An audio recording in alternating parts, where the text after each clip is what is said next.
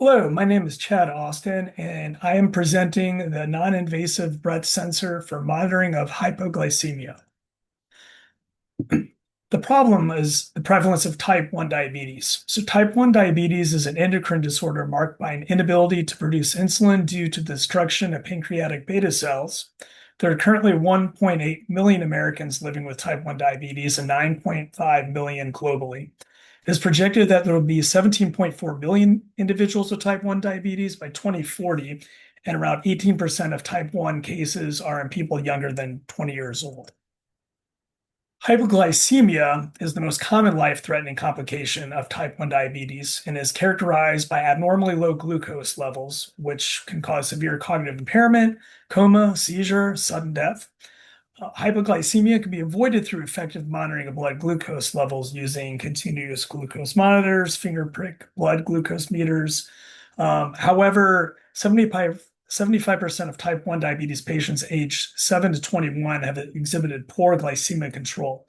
So there's a gap in glucose monitoring. And so there's a need for simple, scalable, real-time, non-invasive, and reliable method for detecting hypoglycemia. And the image to the right just shows some of the complications one can get from hypoglycemia.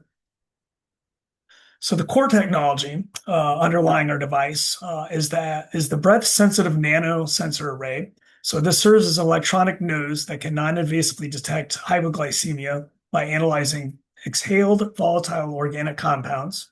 So it's based on a proprietary 7 VOC biomarker panel. So this proprietary panel is determined through machine learning based pattern recognition methods and a 91% sensitivity and an 84% specificity.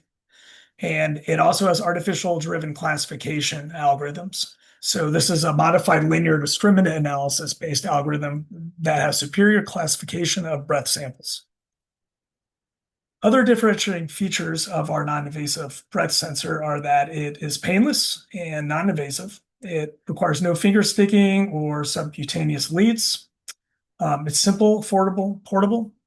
It has multiple parameters versus a single biomarker based on its multi-VOC detection. Its AI-enhanced classification algorithm has wireless connectivity for easy smartphone access and USB charging, and allows for fast real-time detection of hypoglycemic events, and is inspired by diabetes alert dogs. And the image to the right just shows some of the possible designs this device could have. Potential technological risks are the VOC variability. So there's patient-to-patient variability in VOCs, and there's longitudinal variability within a patient. So diet, stress, exercise, and illness can affect VOCs. There's sensor drift, and the hardware might require occasional recalibration. Environmental factors can impact the device potentially, such as temperature, humidity, exogenous VOCs could all interfere. And it's a hypoglycemia only detection. So it does not detect hyperglycemia or ketoacidosis, unlike the continuous glucose monitors. But it is focused on hypoglycemia, which is the most serious type 1 diabetes complication. The revenue potential and growth rates. So the total addressable market for diabetes care devices is $33 billion globally currently, and it's projected to be $75.4 billion in 2034, with a growth rate of 8.5%.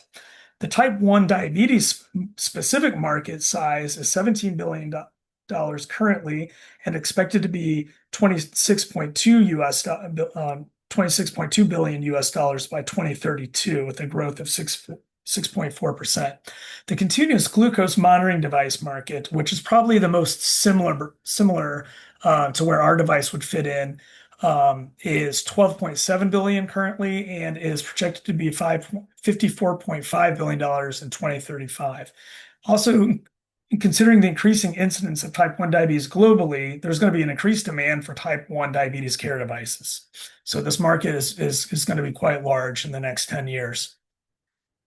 And here we see a growth by region. We can see that the highest demand for diabetes care devices will be in North America, and then Western Europe, and then emerging countries such as China and India, all will have it. And as you notice, these kind of parallel the diabetes incidence map that we saw earlier in the first slide. Competing products and technologies. So the main one is the continuous glucose monitors. So those are attached to your limb, usually your upper arm. They have a subcutaneous lead. So Dexcom G7, Abbott's Freestyle Libre 3, Medtronic's Simplera Sync are all examples of those. They are quite accurate, but they involve they're somewhat invasive. The non-invasive optical sensors are a newly emerging potential product. So Apple and Rockley Photonics have partnered to develop photonic ICs using shortwave infrared techniques for glucose detection. So those can be embedded in wearables. There are breath acetone and ketone analyzers in development, but there's currently no product. So our edge is that it would be the first low-cost, breath-based, non-invasive sensor focused on detecting hypoglycemia. These other products do not do that. The intellectual property, so Dr. Mangalal Agarwal has been the principal engineer developing this technology, and he's at Indiana University and holds and has applied for several patents on related technologies. So he has a US patent and he's applied for another US patent and some international patents on technology related to this. And Prevent is a company affiliated with Dr. Agarwal that has licensed this technology for its wearable breath-based glucose monitor named Isaac. The end users, so the primary users are direct to consumers. So these would be type 1 diabetes patients of all ages, and parents and caregivers of type 1 diabetes patients. Secondary users are family physicians, hospitals, diabetes clinics, and additional users could be schools, public health clinics. The regulatory considerations. So this is not an implanted device. It's a non-invasive breath analyzer, and it would most likely get a Class 2 medical device designation, which are usually moderate risk devices.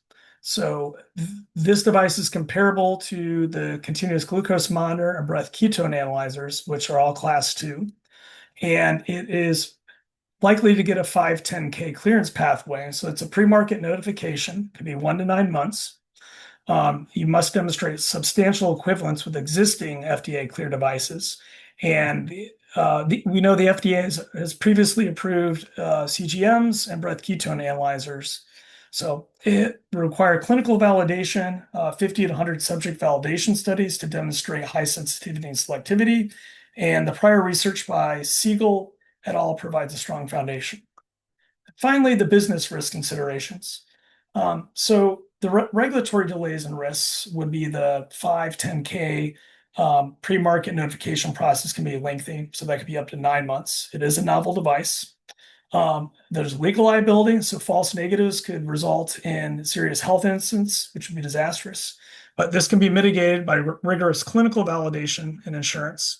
And there's also market risk. So patients and clinicians must become acquainted with the new technology, and insurance may not reimburse this technology. And the following are the references. So thank you for your time.